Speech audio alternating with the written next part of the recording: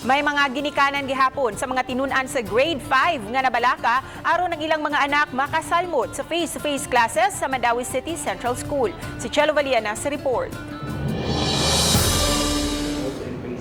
Sa principal's office, giandam ang mga alkohol nga iapod-apod unya sa mga classroom sa Mandawi City Central School sa higayon nga sugda na ang limited face-to-face classes.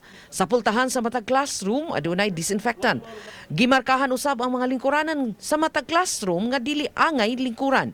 Si Christopher Celostia, master teacher sa grade 5, miingon nga napu lang sa iyang 36 ka mga tinun-an ang tugutang makatambong sa face-to-face classes. Apan miangkon nga menos pa ang mga ginikanan nga mitugot nga makatambong ang ilang mga anak. Wa pa jud niabot og kuan sir, wa pa mo abot og 10 ang mga ningyas nga mga parents. Yes sir.